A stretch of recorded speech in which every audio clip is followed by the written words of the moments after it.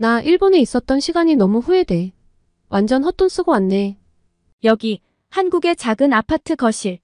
한 외국 여학생은 속상한 마음에 얼굴이 어둡고 또 한 명의 외국 여학생은 그러니까 내 말을 좀 듣지 그랬냐며 혀를 차고 있네요. 대체 무슨 일일까요? 오늘의 이야기 시작합니다.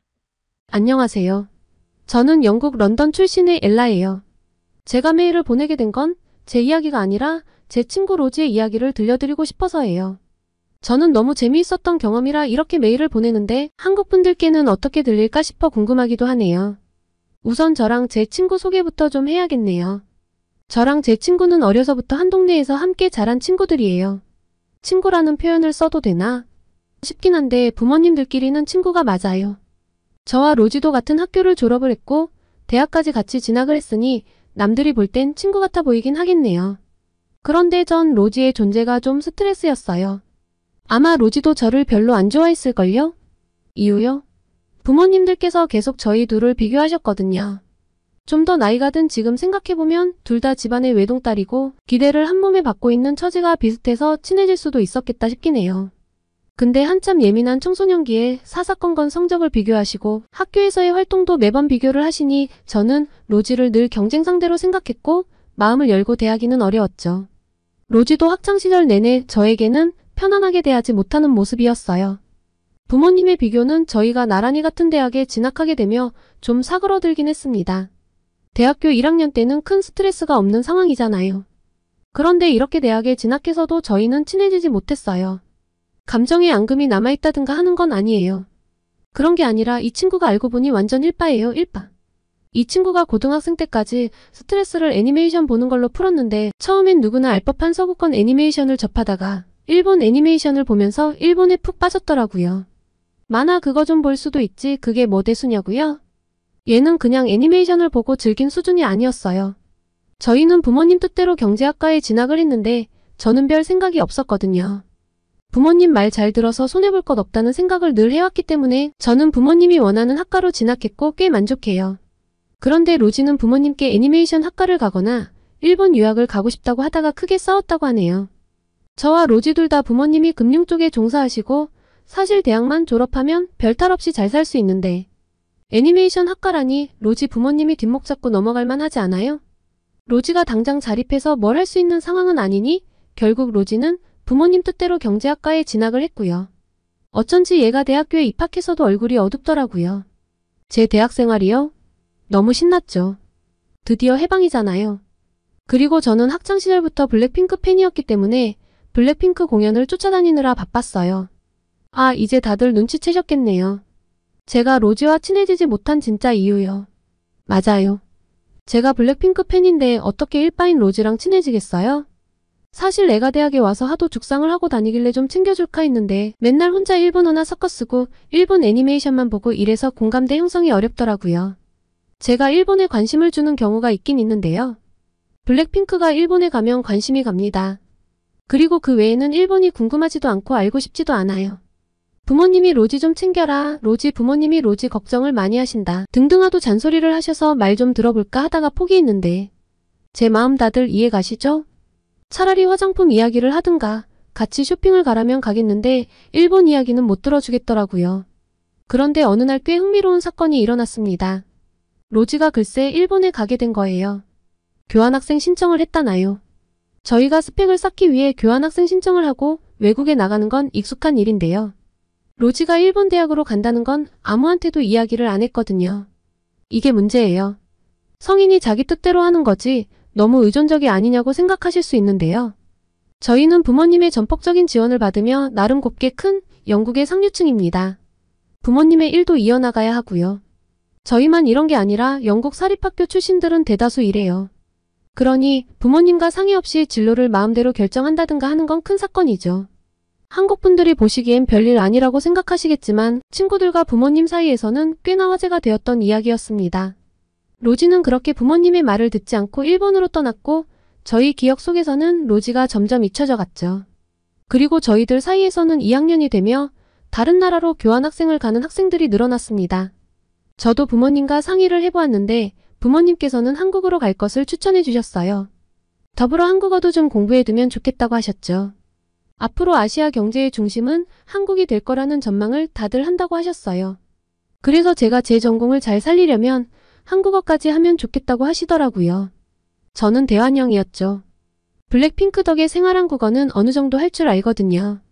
그래서 한국어를 익히는 건 그렇게 어렵지 않을 거라고 생각했습니다. 우선 1년간 한국에서 지낼 기회가 생긴 게 너무 좋았어요. 안 그래도 여행을 가려고 했는데 아예 산다니요. 더 좋죠. 들뜬 마음에 엄청 빨리 준비를 했습니다. 그리고 기숙사에서 지내야 하나 싶었는데 대학가 근처에 작은 아파트도 부모님께서 1년간 렌트해 주셔서 저는 기분이 완전 좋았어요. 완전 한국 생활을 제대로 하는 거잖아요. 모든 게 순조롭게 진행되어 이제 한국에 온 지 5개월쯤 됐는데요. 역시 한국은 생각대로 멋졌어요. 저는 영국도 사랑하지만 한국은 정말 다이나믹하고 매력적인 나라라고 생각해요. 발을 디디는 순간 빵빵하게 터지는 와이파이 신호로 시작한 첫 만남부터 완벽했죠. 영국에서는 이동하면서 뭘 본다는 건 불가능하거든요.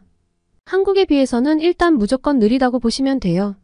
한국 사람들이 버스든 지하철이든 심지어 이동하면서까지 휴대폰을 보고 있는 모습들이 좀 신기하긴 했는데 저도 어느 순간 그렇게 되더라고요. 그리고 전 한국 아파트와도 완전 사랑에 빠져버렸습니다. 영국 런던의 저희 집이 결코 나쁜 집은 아니에요. 저희 부모님이 재벌은 아니지만 그래도 꽤 경제적으로 넉넉하시거든요.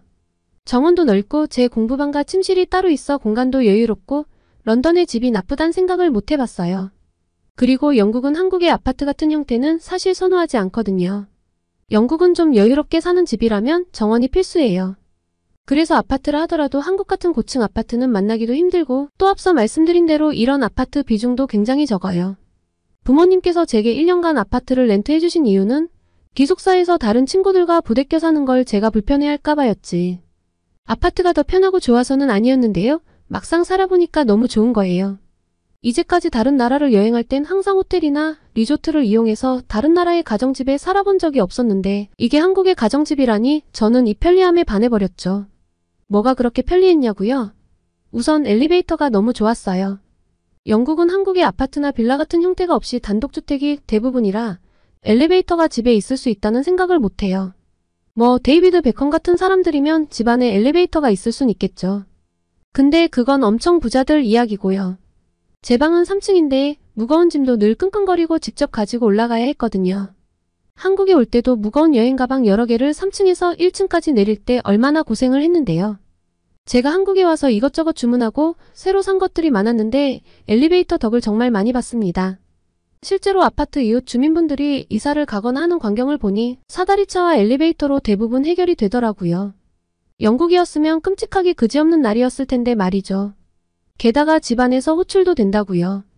처음에 사용법을 몰라 헤맸지만 지금은 완벽 적응을 했어요. 그리고 또 좋은 점을 떠올려보면 에어컨이에요. 런던에는 에어컨이 집에 있는 경우가 드물어요. 진짜 고급 아파트를 제외하고서는 거의 찾아볼 수 없거든요. 쓴다면 이동식 에어컨을 씁니다. 저희 집도 이동식 에어컨을 써요. 작년 여름 영국이 진짜 기절하게 더웠거든요. 역대 최고 수준 폭염이라 철도 운행 속도도 제한되고 취소되고 학교는 일시적으로 문을 닫고 공항에서는 활주로 문제로 운항편 중단도 되었었죠. 저도 그때 진짜 쪄 죽는 줄 알았거든요. 그래서 한국의 여름이 좀 무섭기도 했습니다. 한국 여름이 그렇게 덥다던데 괜찮을까 싶었는데 한국은 어딜 들어가든 시원하더라고요. 대중교통도 너무 쾌적했고요. 에어컨이 이렇게 완벽한데 무슨 문제겠어요. 저희 부모님께서 영국이 이렇게 더운데 한국에 있는 너는 괜찮냐고 연락이 왔을 때 저는 이불을 덮고 있었어요. 에어컨 틀어놓고 얇은 이불을 덮고 있으니 천국 같던데요. 대중교통 잘 되어 있지. 밤에 마음 놓고 필요한 물건 사러 나갈 수 있을 정도로 치안도 좋지. 날씨가 사계절로 다채롭지만 워낙 그에 대응하는 시스템이 잘 되어 있어서 고생할 일도 없지. 친구들은 완전 오픈마인드로 영어도 잘하고 워낙 활달해서 적응하는데 문제도 없지. 부모님께서는 제 이야기를 듣더니 역시 한국에 보내길 잘했다고 하시더라고요. 제가 혼자 있지만 제 걱정이 하나도 안 된다나요. 그런데 이런 이야기를 로지 부모님과 하셨었나 봐요. 부모님들 흔히 하는 그런 대화 있잖아요. 우리 애가 한국에 갔는데 너무 잘 지내더라. 얘 영국으로 안 돌아오는 거 아니야? 로지는 어때? 잘 지내? 같은 그런 대화요. 전 당연히 로지가 잘 지낼 줄 알았어요. 워낙에 일본에 대한 환상으로 꽉 채워져서 영국에서도 일본어를 쓰고 다녔던 앤데 걔가 잘 못 지내면 누가 잘 못 지내겠어요? 그런데 충격적인 소식을 들었습니다. 일본에서의 생활이 너무 힘들었다는 거예요. 그리고 자기가 생각했던 일본의 모습과 실제 마주한 일본에서의 모습이 너무 달라 괴로워했다나요. 로지는 곧 일본에서의 생활을 마무리하고 영국으로 돌아올 예정인데 로지 기분도 좀 돌볼 겸 한국에 들러서 관광을 좀 하고 영국에 오게 하면 어떻겠냐고 로지 부모님께서 제안하셨다고 했습니다. 정말 내키지 않았어요. 저는 아주 파라다이스 같은 생활을 하고 있는데 로지의 일본 애니메이션 이야기를 또 들어야 한다니. 아, 일본에 대해서 홀라당했으니까 이제 안 그러려나요? 저희 부모님과 로지 부모님의 부탁이 있기도 했고 미우나 고우나 로지를 그간 봐온 시간이 있으니 놀러오라고 했습니다. 한 일주일 남짓 지내는 거니까요. 그런데 로지가 택시를 타고 저희 아파트 앞에 도착했는데 애가 좀 얼떨떨해 하더라고요. 아시아권이 처음인 것도 아닌데 왜 그래? 했더니 한국 택시기사분들이 영어를 잘한다는 거예요. 그리고 요금도 일본에 비해 엄청 싸고요. 일본에서는 영어를 할 줄 모르는 택시기사분들이 많아 앱으로 호출해서 택시를 타도 의사소통이 어려웠는데 공항에서 타고 온 거니까 좀 특수한 경우인가? 하고 갸우뚱거리더라고요. 그런데 애가 좀 수척해지기도 했고 얼굴이 안 돼 보여서 일본에서 맘고생한 티가 확연했습니다. 일본에서 어땠어? 일본어도 좀 할 줄 아는 상태에서 갔는데도 적응이 힘들었어? 로지의 답변은 정말 충격적이었습니다. 자기가 애니메이션에 너무 갇혀서 현실을 바라보지 못했다고요.